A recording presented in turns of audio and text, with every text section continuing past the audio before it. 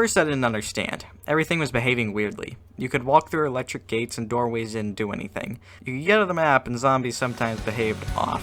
After debugging doors, I looked into NavMesh agent area masks, being pretty confused. After figuring out NavMesh areas exist, I tried to bake them. I failed to make them function. So I imported Decomp and Unity 4. I finally get the output, how they're supposed to look. So I try to bake them again, but I can't get anything near close to how it's supposed to be.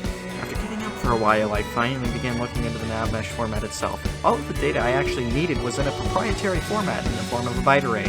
So I decompiled Unity 4 with Binary Ninja. It had a PDB with a whopping 250 megabytes of data in it. I had access to all the original structs, and this helped understand the format. I narrowed down most of the values. I was even able to extract some vertex data, but of course it wasn't enough. Getting into the indices and actual individual areas, my brain stopped working. It basically gave out, and I ended up going to sleep way too late, and then waking up the next day and doing something just about mentally challenged. Sorry, I just had to get that out of the way because the last live stream was in March. My first ever public decomp was Call of Mini Sniper. I was, at the time, quite inexperienced. The original video, which was made before Decomp and Recomp was even a series, is now unlisted. It's in the description if you want to see how broken it was at the time. Even the newer decomp from about a month later is over 2 years old and not very good in any sense of the word, so I redid it. It's better now. One thing that still kinda sucks is the UI scaling. I fixed the tutorial hand positions, but beyond that it was too big of a pain to fix anything else. Eventually, however, these problems will be fixed. Speaking of UI, how do you think this game's UI works? Let's do a quiz for all the Unity devs out there. Did they A. Use Canvas, B. Use the GUI class, C. Use the third-party plugin, or D. Dynamically create meshes with an XML but only half of the time, the other half the custom meshes baked with the scene?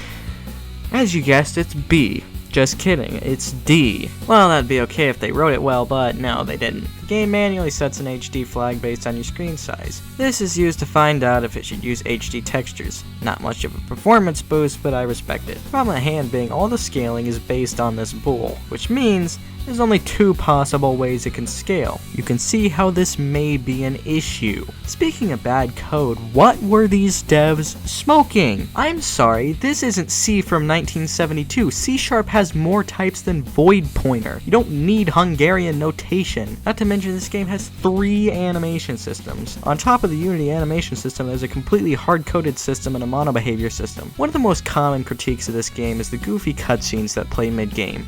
You know why they're goofy?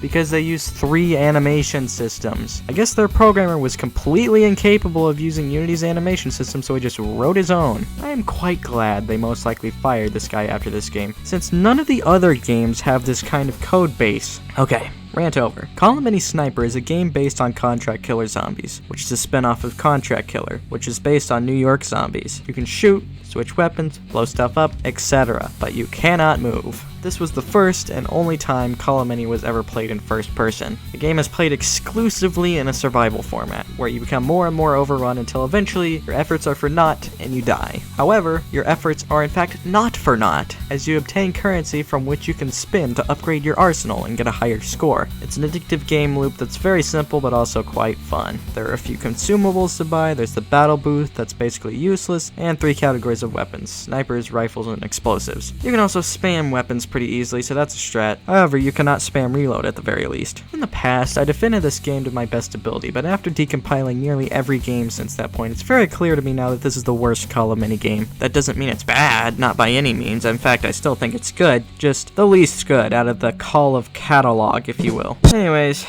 good luck modding this. You're probably gonna need it. Although, it was my first Call of Mini mod, so I did it somehow, I guess. I'll see you with, whatever I do next. It's probably not gonna be Squad, but who knows. I'm done making promises I can't keep. Alright, I know I said Squad is next, and it is! I, however, promise that at some point in time, Squad will be finished. Goodbye, everyone.